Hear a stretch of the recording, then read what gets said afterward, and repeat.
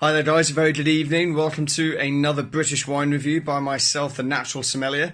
Today we're going to be heading all the way down to Mannings Heath in West Sussex to try a winery that I've never tried before.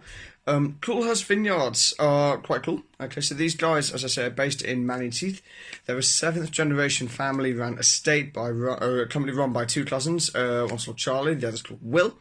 They all own, they own all of their own vineyards and actually specialise in Pinot Noir, which is really exciting. So, as far as I'm aware, they currently have 3 different cuvées on offer. They have the Lady Elizabeth, which we're going to be trying now. They also have a Demi Sec, and they also do a slight sort of twist fun version of a Provence rosé that they call a Côte de Provence, which I'd really like to try at some point as well. The Lady Elizabeth, the 2016 that we're going to be trying, is the 3rd vintage of this particular wine that they've released. As I say, it's 100% Pinot Noir from 100% single vineyard fruit as well. 2016, being their 3rd vintage, was quite a challenging year for them.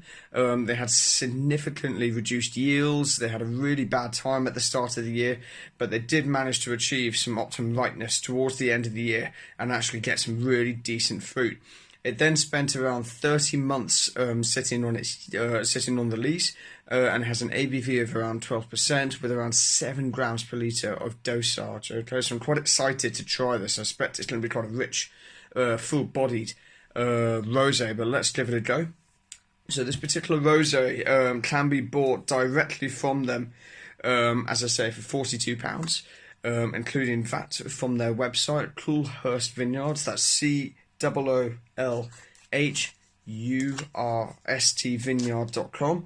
Don't forget to give them a little check out on their Instagram profile as well, at Coolhurst Vineyards, where you can see everything that they're up to.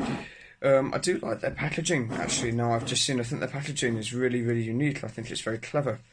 The way that they've done that, it has a nice sort of elegant feel to it, which is really, really, really cool. Let's get this open, however, and see what we think.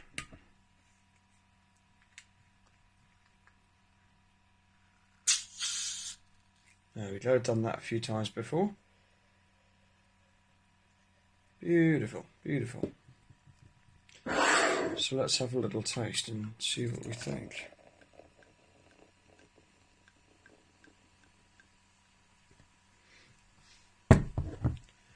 So automatically I can see that beautiful sort of pale salmon esque colour. It's not as vivid as I thought it was going to be. It has that sort of almost that pale Provence rosé-esque style colour to it. It's beautiful, absolutely beautiful. But let's have a little smell. Oh wow. Oh wow, I was not expecting that at all, actually. So it's quite interesting, actually, because there are a lot of vineyards down in sort of West Sussex that are making some slightly richer styles of rosé. This particular wine, for me, however, has this really delicate aroma of, sort of ripe, sort of crunchy red fruit. It gets in lots of sort of cranberries, ripe strawberries, wild raspberries, and this very lovely, beautiful floral character coming through as well. I'm picking up this lovely sort of almost citric aroma coming through as well. There's that sort of hint of sort of tangerine, maybe a little bit of fresh rhubarb coming through as well, which is really, really unique. It's beautiful, huh? Let's have a taste.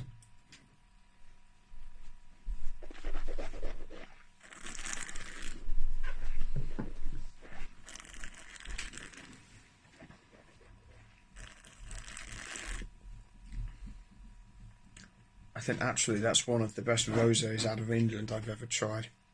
I'm seriously impressed with that. The mouthfeel is definitely there. It's medium bodied. They haven't extracted it too much. I don't think this has seen any oak. TBC on that one. I'll definitely double check on that one. But for me, it definitely hasn't seen any oak on the palate. The acidity is there.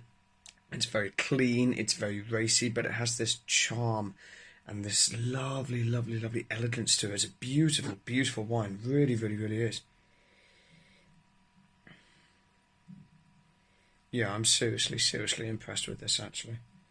Really, really, really impressed. Just on the finish there, I'm getting this combination of sort of bitterness and this spiced fruit quality as well. I think this could actually serve really nicely. One, as an aperitif, and two, as a really great food pairing, particularly with things like fish or some pork, for example, would be a really great pairing. With this particular wine.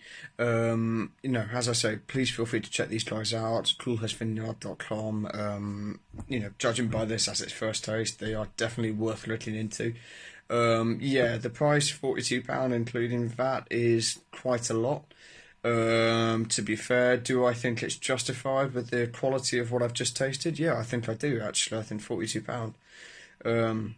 They're setting themselves at a very, very, very high mark. They're certainly, sort of putting themselves up there with some really, really big names within the English wine sort of scene at the moment. So I wish them all the best of luck. I'd love to come down and see them and see what they're doing. I'm seriously impressed with this. So don't forget to check myself out at The Natural Sommelier on Instagram. On my website, thenaturalsommelier.com. Don't forget to click that old subscribe button on my website where you get a monthly newsletter, and you can find out all of my latest articles, wine reviews, and much, much more that we have going on at the moment. Until then, cheers.